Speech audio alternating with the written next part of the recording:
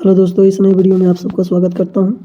इस वीडियो में देखेंगे हिंदी व्याकरण से रिलेटेड कंप्लीट ये वीडियो रहेगा। कोशिश करेंगे कि एक ही वीडियो में कंप्लीट जितने भी आप देख पा रहे होंगे, जितने भी आगामी चाहे यूपी पीसीएस में हिंदी पूछा जाए या यूपी दरोगा हो, चाहे बिहार एसआई हो, चाहे झारखंड जेएसएससी, कहीं भी अगर हिंदी से रिलेटेड अगर हिंदी व्याकरण से रिलेटेड अगर क्वेश्चन आते हैं तो आप ईजिली कर पाएंगे। इस तरह का ये सेशन होने वाला है। हाल क्योंकि इस सेशन में जो है प्रीवियस ईयर के क्वेश्चंस दिए गए हैं, जो कि उसके साथ जो एक्सप्लेनेशन है वो बहुत अच्छा से किया हुआ है। तो आप एक्सप्लेनेशन को आप पूरा देख कर जाएं, ये नहीं सोचे कि किस एग्ज़ाम में पूछा गया है। ये एक्चुअली एक्सप्लेनेशन पर डिपेंड करता है कि आप पूरा सिलेबस कवर हो जाएगा। तो एक छोटा सा एक वीडियो रहेगा जिसमें अगर आप ये पूरा देख लेते हैं तो आपको हिंदी के क्वेश्चंस नहीं छूटेंगे, हिंदी व्याकरण के। तो चलिए देख लेते हैं। लेकिन हाँ, चैनल को अगर आपने सब्सक्राइब नहीं किया तो प्लीज़ चैनल को ज़रूर सब्सक्राइब कर लें। और अगर पिछले अगर करंट अफेयर्स के वीडियो या झारखंड स्पेशल या पॉलिटी या ज्योग्राफी के अगर वीडियो आपने नहीं देखे तो प्लीज़ चैनल में जाकर ज़रूर देखें, बहुत ही अच्छी कंटेंट में उपलब्ध है। और चैनल को ज़रूर सब्सक्राइब कर लें। और चलिए देख लेते हैं इस वीडियो में क्या कुछ है।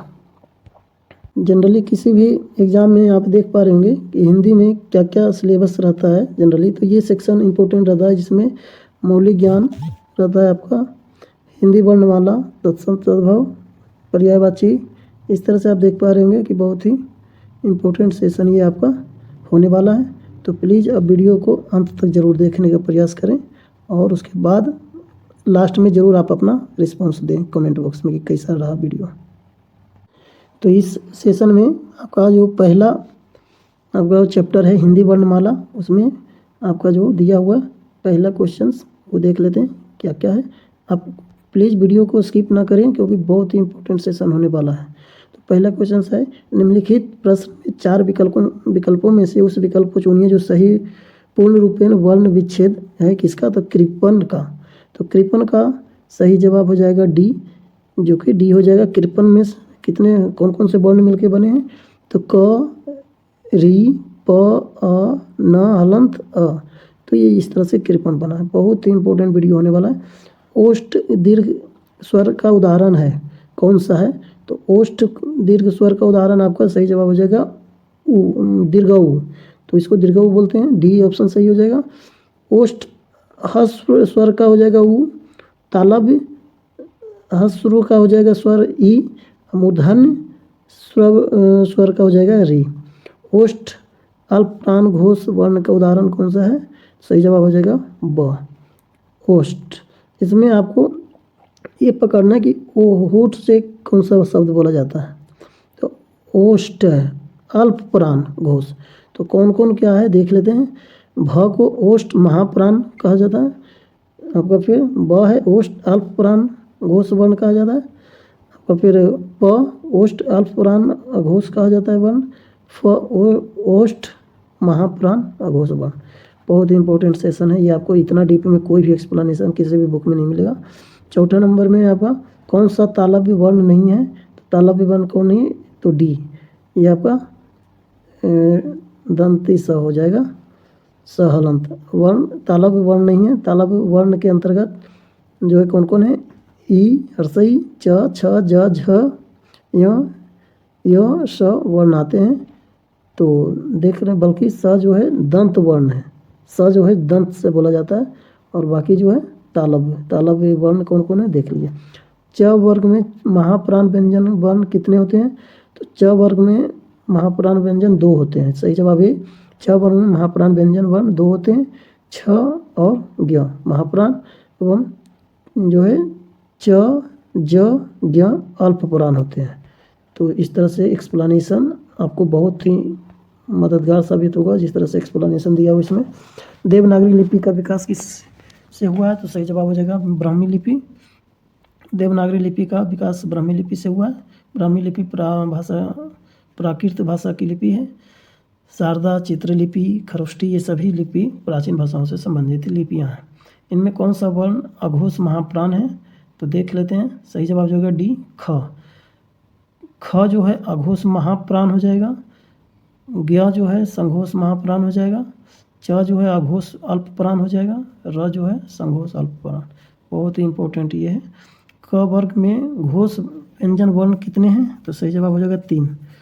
तो घोष हो जाएंगे ग, घ, ड़, और घोष वर्ण हो गए। घोष व्यंजन जिन ध्वनियों के उच्चारण में स्वर तंत्रियाँ में कंपन हो, तो प्रत्येक वर्ग का तीसरा, चौथा और पाँचवा जो है घोष वर्ण कहलाते हैं। तो सही जवाब हो जाएगा 3 हो जाएगा। संयुक्त व्यंजन का उदाहरण कौन सा है? तो आपका सही जवाब हो जाएगा ज्ञ। ज्ञ संयुक्त व्यंजन। संयुक्त व्यंजन मीन्स 2 व्यंजनों के मेल से बना हो। तो हिंदी वर्णमाला में 4 संयुक्त व्यंजन होते हैं। ये छ हो गया, त्र हो गया, ज्ञ हो गया और श्र हो गया। तो छ का हो जाएगा क और स, त्र का हो जाएगा त और र, ज्ञ का हो जाएगा ज, ज्ञ, श्र का होगा स और र। संयुक्त व्यंजन जो व्यंजन 2 या 2 से अधिक व्यंजनों के मेल से बनते हैं उन्हें संयुक्त व्यंजन कहा जाता है। संयुक्त व्यंजनों में पहला व्यंजन हमेशा स्वर रहित होता है, दूसरा स्वर सहित होता है। मूर्धन्य अल्प प्राण व्यंजन कौन सा है? तो सही जवाब हो जाएगा, क्या आपका हो जाएगा ड। म जो है ओष्ठ अल्प प्राण व्यंजन है। च जो है तालब अल्प प्राण व्यंजन है। इनमें से कौन सा व्यंजन संयुक्त व्यंजन का उदाहरण है? तो आपको बता ही दिए संयुक्त व्यंजन 4 हैं। तो इसमें आपका कौन हो जाएगा सही जवाब? तो 6 हो जाएगा, डी ऑप्शन सही हो जाएगा। तो डी विकल्प सही हो जाएगा क्योंकि संयुक्त व्यंजन में 6, त्र, ज्ञ और श्र है। तो हम लोग देख चुके हैं, इसको आप बार बार नहीं देखेंगे। इनमें से किसका उच्चारण स्थान ओष्ठ है? तो ओष्ठ का क्या हो जाएगा? प वर्ग जो है वो ओष्ठ से उच्चारण होता है, होठ का यूज होता है। तो सही जवाब जो है, जबकि ग जो है कंठ का होता है, त जो है दंत का होता है, व जो है और च जो है तालु का होता है।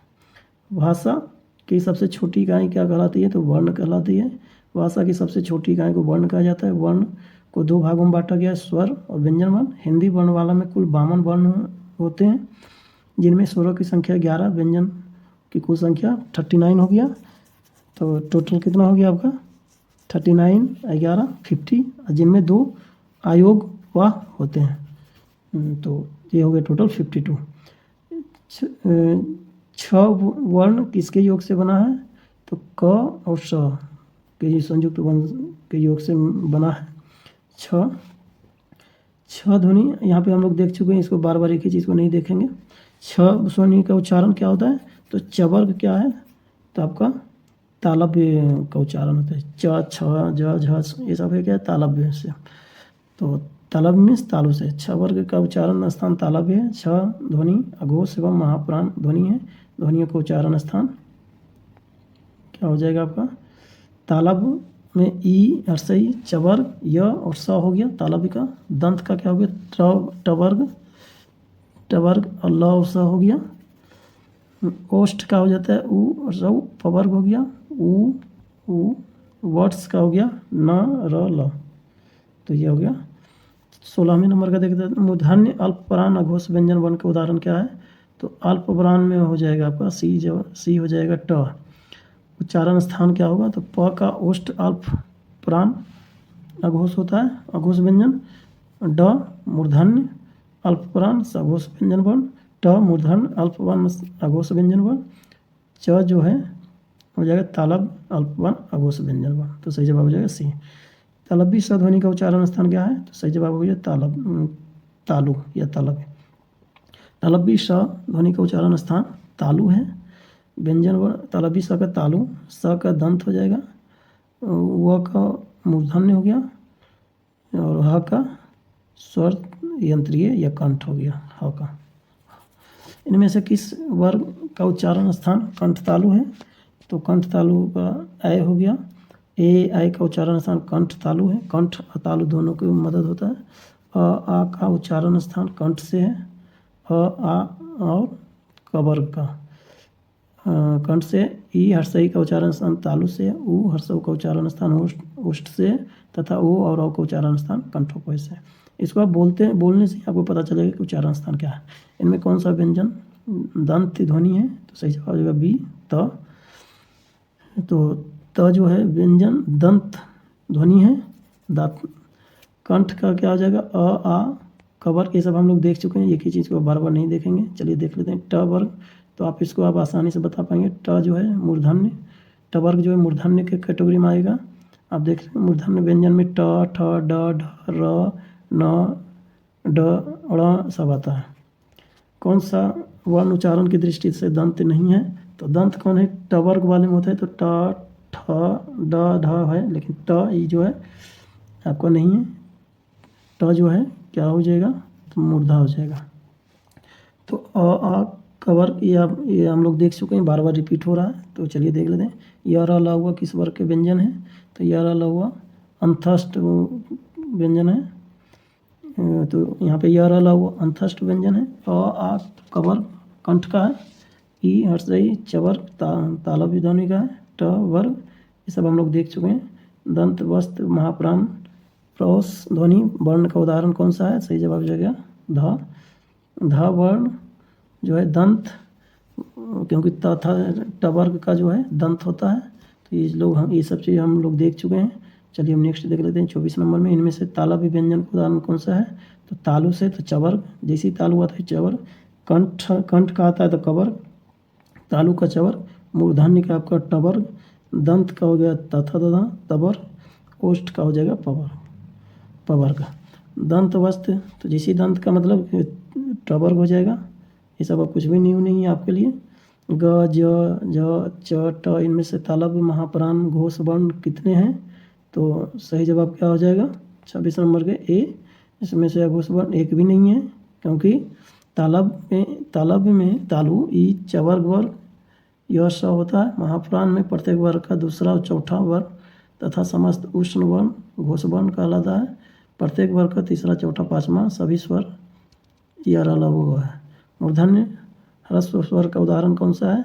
तो री हो जाएगा। 28वें नंबर जो ध्वनि न स्वर है न व्यंजन है उसे क्या कहते हैं? तो अयोगवा। तो अयोगवा दो हैं टोटल। जो ध्वनियों का स्वर न स्वर है न व्यंजन उसे अयोगवा कहते हैं। अयोगवा वर्ण जो अनुस्वार या विसर्ग को कहते हैं। इनमें प्रत्येक विभिन्न स्वर या व्यंजन के साथ आवश्यकता अनुसार होता है। श का उच्चारण स्थान क्या है?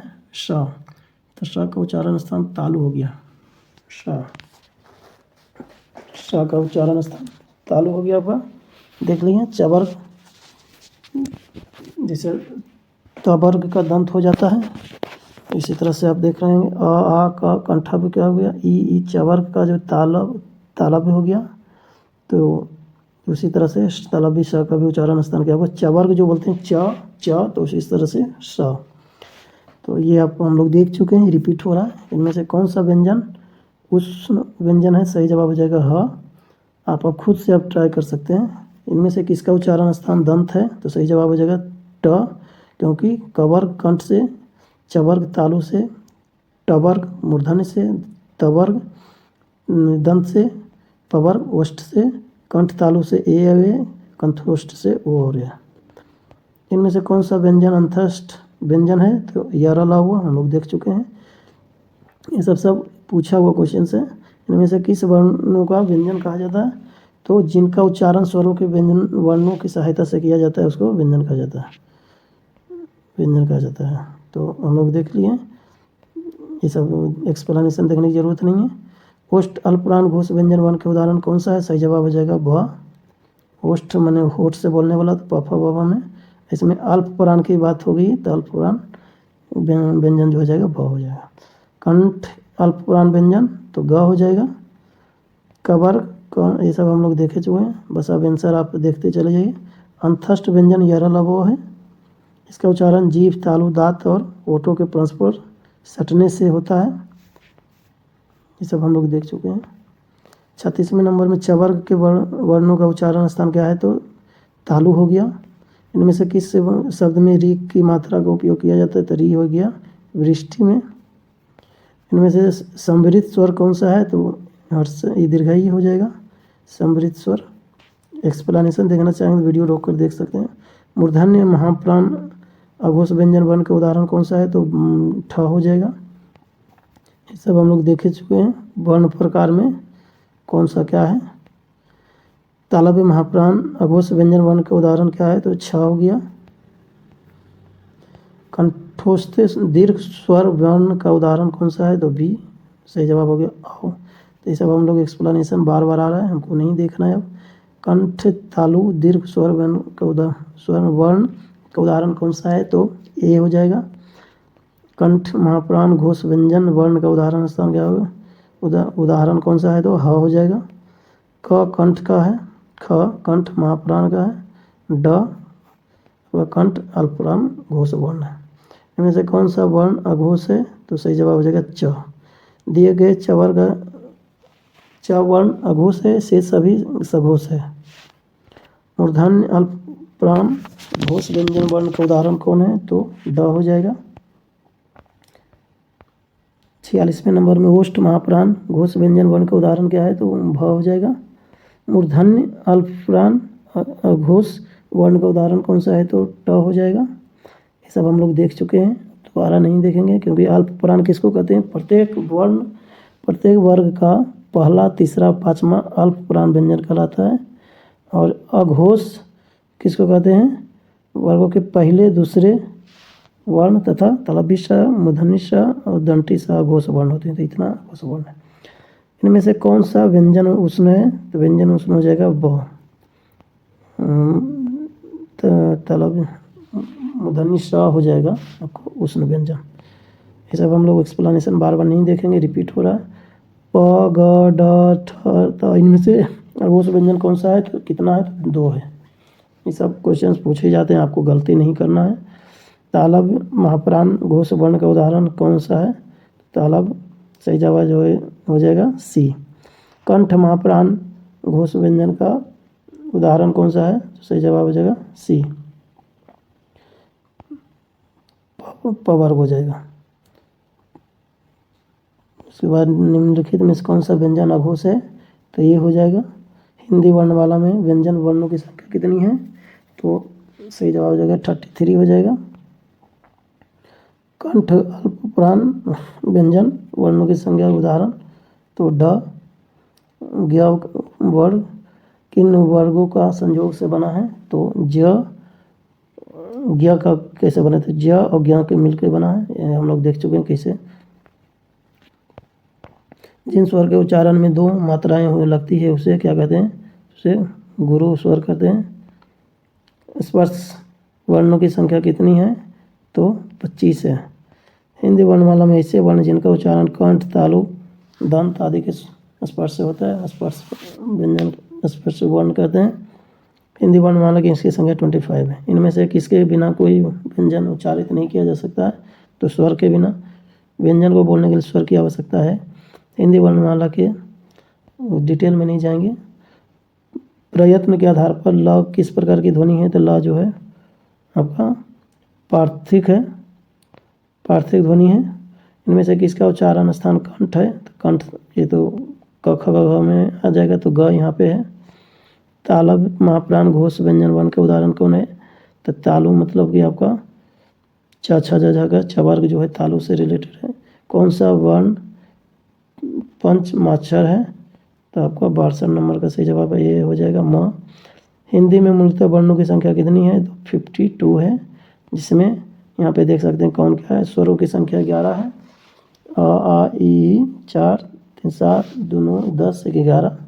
फिर क वर्ग में 5 है, च वर्ग में 5 है, ट वर्ग में 5 है, त वर्ग में 5 है, प में तो 25, यार अलावा 29। तलब इस मूर्धन्य से दंती से ह 4 33, उसके बाद 4 तो से हो गया आपका 37। 2 हो जाएंगे उच्छित व्यंजन ढ और ढ 39, अयोग बा हो जाएंगे 2 तो 41 व्यंजन प्लस 11 तो 52 हो गया।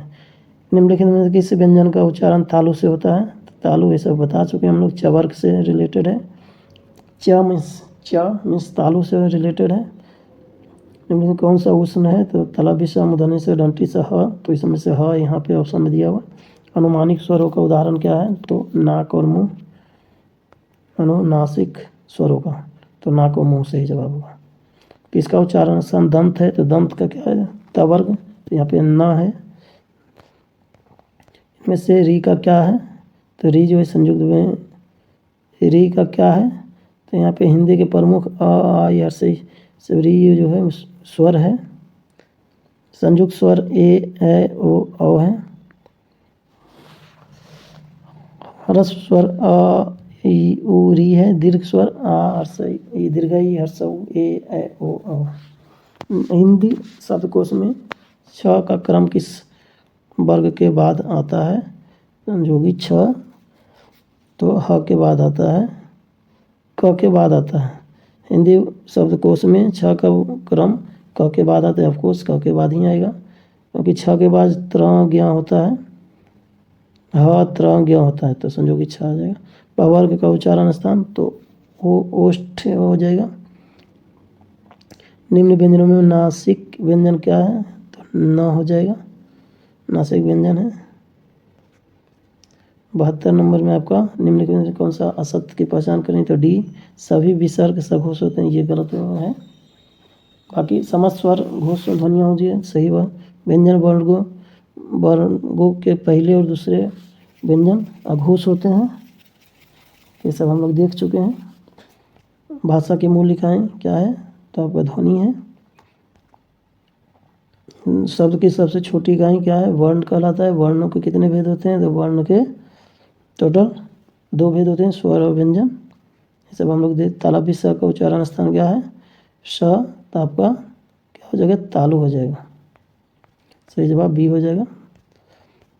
कौन से शब्द में र व्यंजन नहीं है? तो र क्या है आपका? तो मातृभूमि नहीं है।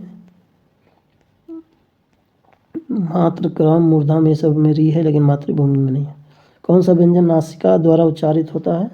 तो न, टवर्गी न हो गया आपका, इसको बोलते हैं।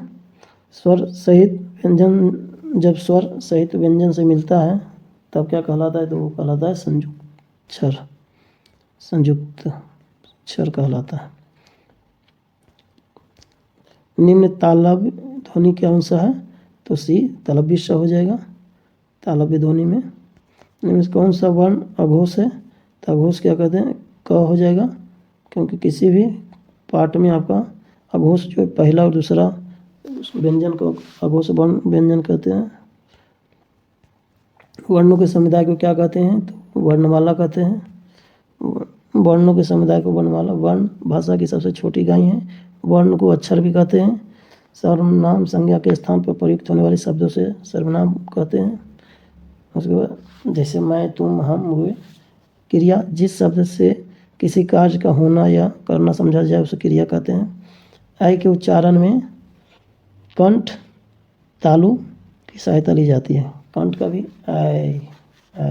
तो जिन वर्णों का उच्चारण स्वतंत्र होता है उसे क्या कहते हैं? तो स्वर कहते हैं।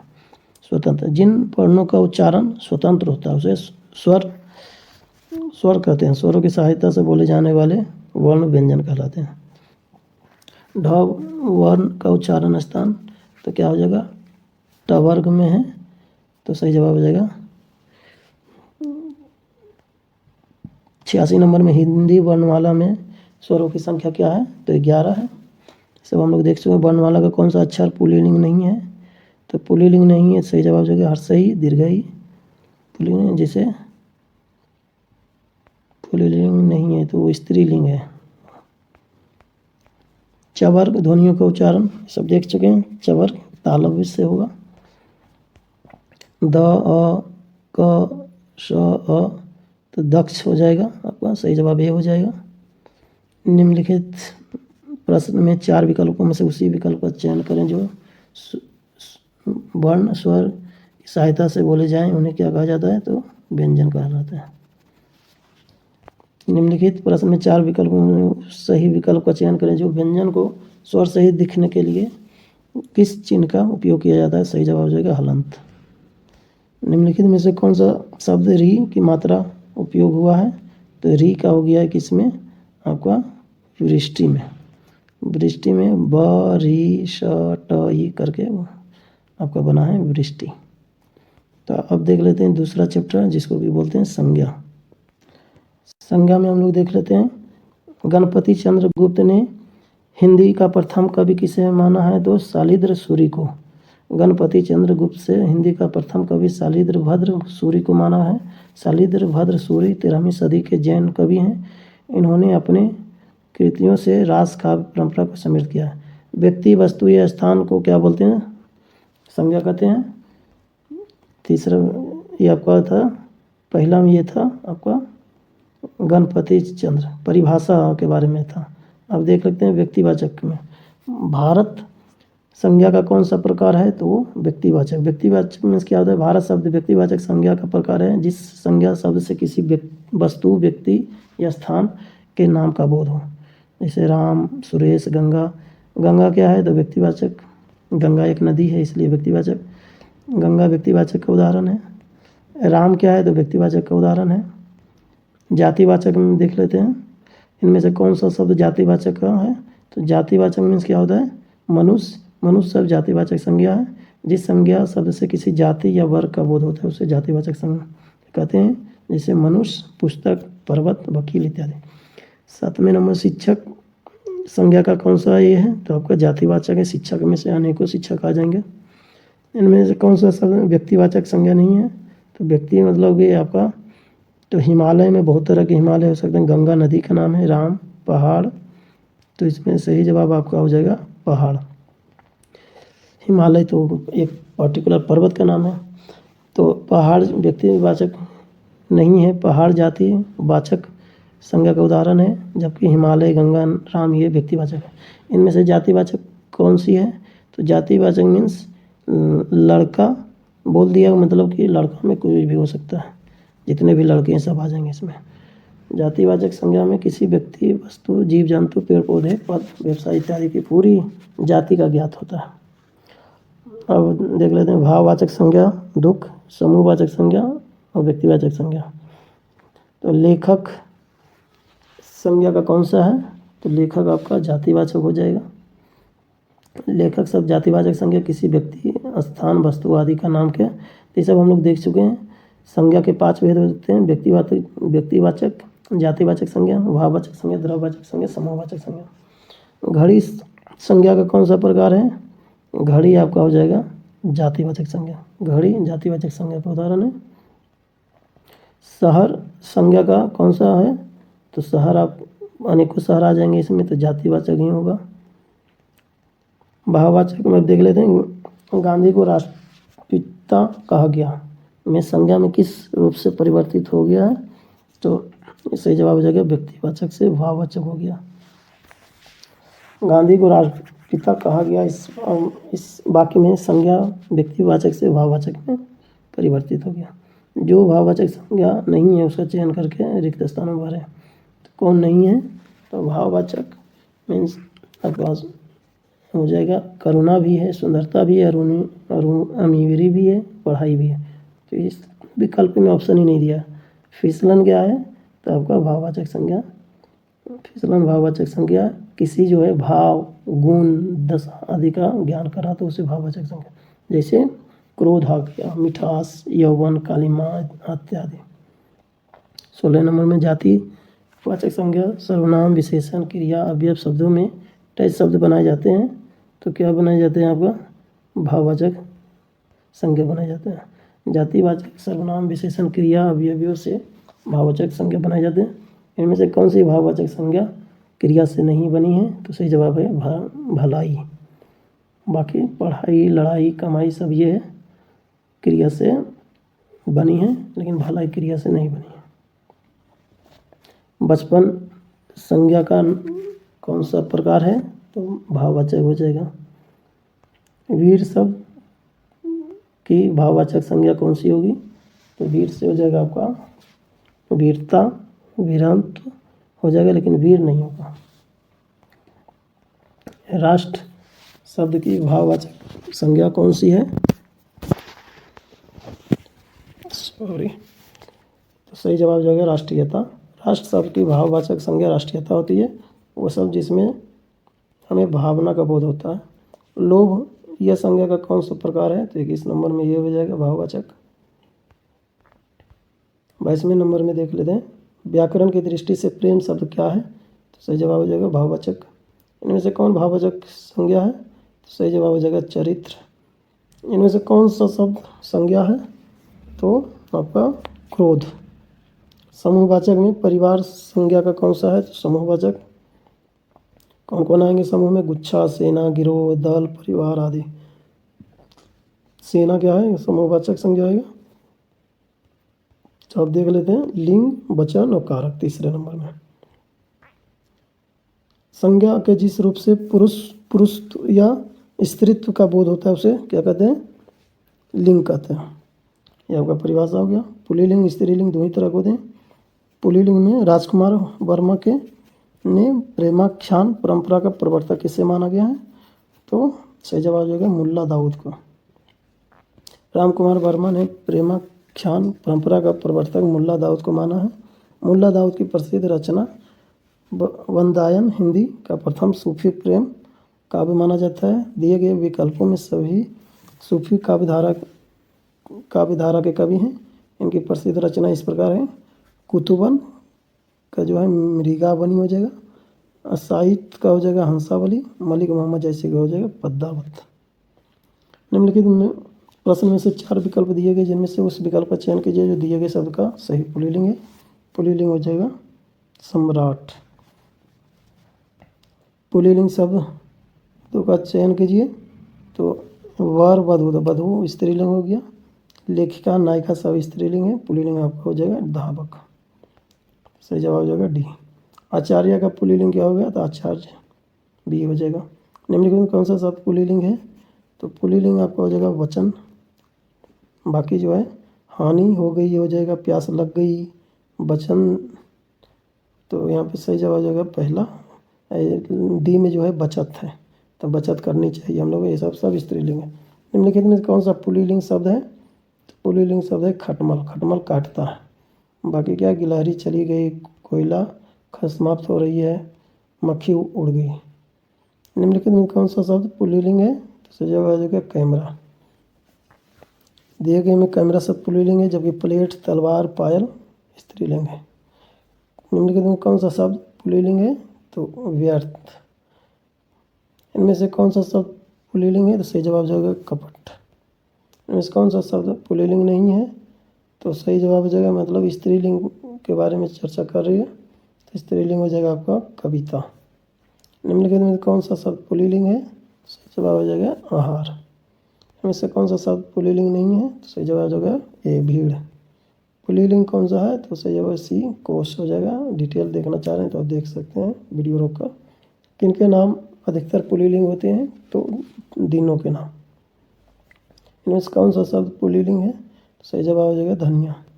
इनमें से पुल्लिंग शब्द क्या है? कौन सा है? तो विकास। 17। निम्नलिखित में कौन सा शब्द पुल्लिंग है? तो कष्ट।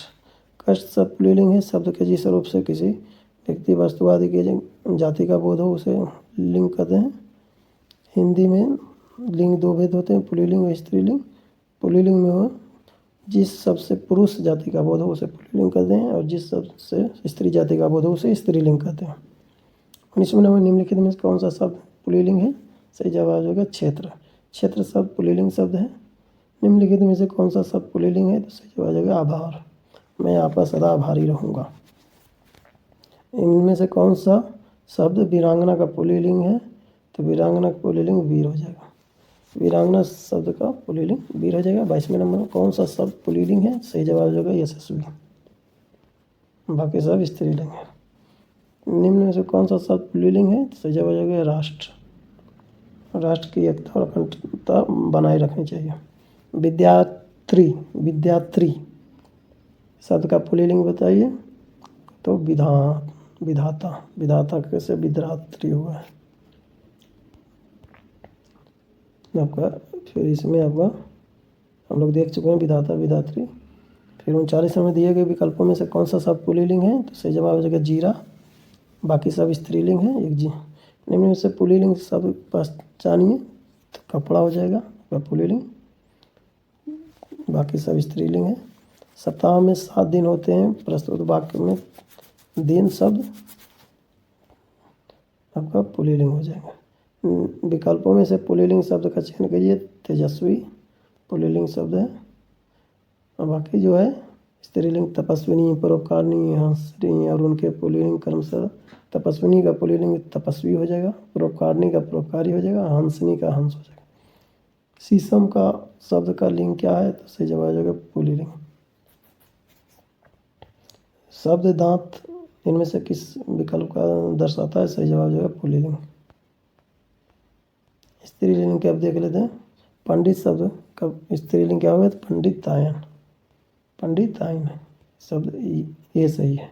दिए गए विकल्पों में से विदुर का स्त्रीलिंग क्या हो जाएगा? तो विधवा। कमल का स्त्रीलिंग क्या हो जाएगा? तो कमलिनी। ब्राह्मण का स्त्रीलिंग क्या हो जाएगा? तो ब्राह्मणी। विकल्पों में से स्त्रीलिंग शब्द का चयन करें तो अग्रजा हो जाएगा। वर का स्त्रीलिंग क्या हो जाएगा? वधू।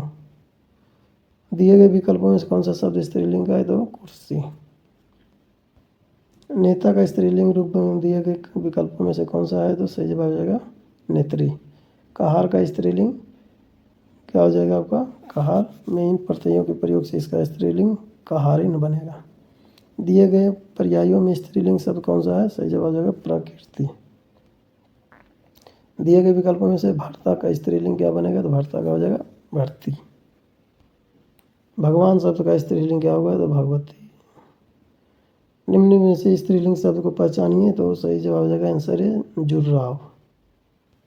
दिए गए 4 विकल्पों में से कौन सा शब्द स्त्रीलिंग है? तो सही जवाब हो जाएगा प्रकृति। स्त्रीलिंग कौन सा नहीं है? तो आपका सही जवाब हो जाएगा ऑप्शन बी। बी मीन्स महीना पुल्लिंग माने जाते हैं।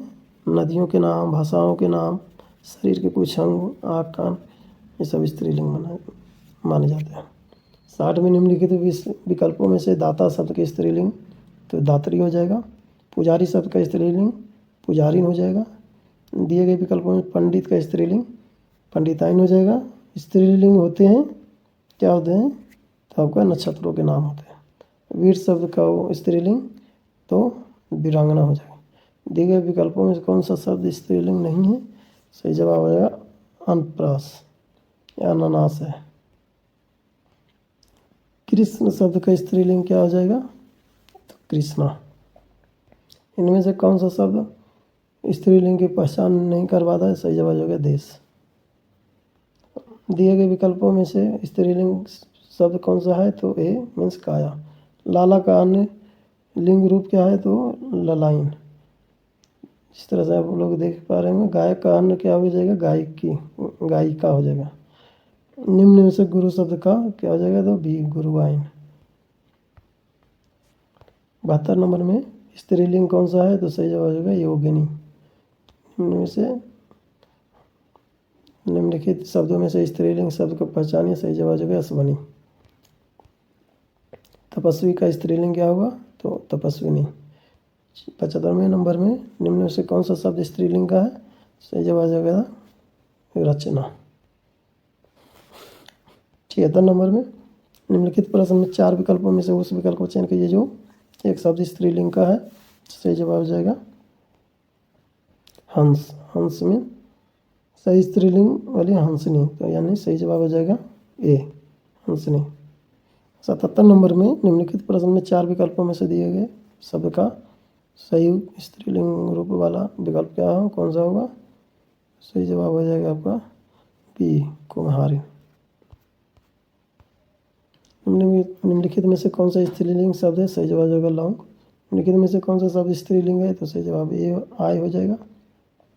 निम्नलिखित में से कौन सा शब्द स्त्रीलिंग है? तो गरिमा। कौन सा शब्द स्त्रीलिंग नहीं है? तो सही जवाब हो जाएगा दवार। इनमें स्त्रीलिंग शब्द कौन सा है? सही जवाब हो जाएगा व्याख्या।